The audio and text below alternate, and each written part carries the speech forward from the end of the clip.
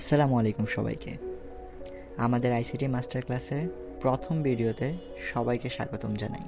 আজকের এই ভিডিওতে সংখ্যা পদ্ধতি নিয়ে আমরা খুবই বেসিক আলোচনা করব, যেগুলো অবশ্যই তোমাদের জেনে রাখা ভালো। সবার আগে আমাদের কিন্তু জানতে হবে যে আসলে সংখ্যা পদ্ধতিটা কী। সংখ্যা পদ্ধতি হলো একটি নির্দিষ্ট নিয়ম বা পদ্ধতি, যার মাধ্যমে সংখ্যা প্রকাশ, লেখা ও বোঝানো হয়। আইসিটির জন্য আমরা 4টা সংখ্যা পদ্ধতি শিখব। একটা হচ্ছে দশমিক সংখ্যা পদ্ধতি, একটা হচ্ছে বাইনারি সংখ্যা পদ্ধতি, অক্টাল সংখ্যা পদ্ধতি, আর হচ্ছে হেক্সাডেসিমাল সংখ্যা পদ্ধতি। তাহলে চলো এগুলো নিয়ে একটু বিস্তারিত আলোচনা করা যাক। দশমিক সংখ্যা পদ্ধতি বা হচ্ছে ডেসিমেল সংখ্যা পদ্ধতি। আমরা দৈনন্দিন জীবনে যেসব সংখ্যা ব্যবহার করি সেগুলোই হচ্ছে দশমিক সংখ্যা পদ্ধতি।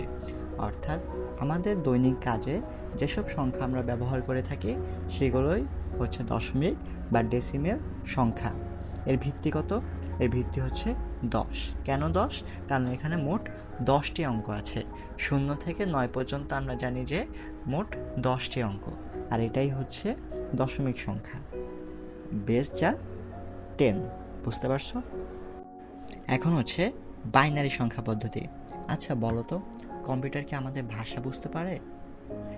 কম্পিউটার আমাদের ভাষা বুঝতে পারে না। তারা শুধুমাত্র 0 আর 1 বুঝতে পারে, আর এই 0 আর 1কেই বলে বাইনারি সংখ্যা, যার ভিত্তি হচ্ছে 2, কারণ এতে মাত্র 2টি অঙ্ক আছে, 0 আর 1, আর এর মাধ্যমেই কম্পিউটার সকল কাজ সম্পন্ন করা হয়। বুঝতে পারলা? অক্টাল সংখ্যা পদ্ধতি। কম্পিউটার সিস্টেমে বাইনারি সংখ্যাকে সহজভাবে প্রকাশ করতে 8 ভিত্তিক যে সংখ্যা পদ্ধতি ব্যবহার করা হয় তাকে অক্টাল সংখ্যা পদ্ধতি বলে, এবং এর দ্বারা প্রকাশিত সংখ্যাকে অক্টাল সংখ্যা বলে। এর ভিত্তি কত? 8। 8 কেন? কারণ হচ্ছে এখানে 8টা অঙ্ক থাকে, 0 থেকে 7 পর্যন্ত। হেক্সাডেসিমেল সংখ্যা পদ্ধতি। কম্পিউটারে বাইনারি সংখ্যাকে সংক্ষিপ্তভাবে প্রকাশ করার জন্য যে 16 ভিত্তিক সংখ্যা পদ্ধতি ব্যবহার করা হয় তাকে হেক্সাডেসিমেল সংখ্যা পদ্ধতি বলে। এর ভিত্তি হচ্ছে 2। 0 থেকে 9 পর্যন্ত মোট 10টা সংখ্যা, আর 10 থেকে 15 পর্যন্ত মোট কয়টা সংখ্যা? 6টা সংখ্যা হচ্ছে হেক্সাডেসিমেল সংখ্যা।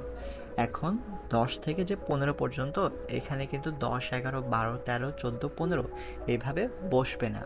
10-এর পরিবর্তে এ, 11 পরিবর্তে বি, 12 পরিবর্তে সি, 13 পরিবর্তে ডি, 14 পরিবর্তে ই এবং 15 পরিবর্তে এফ বসবে।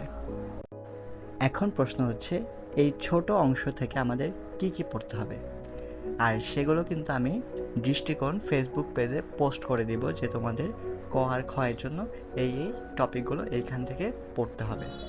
তাহলে অবশ্যই দৃষ্টিকোণকে ফলো করে রাখবা সেই প্রশ্নগুলো পাওয়ার জন্য।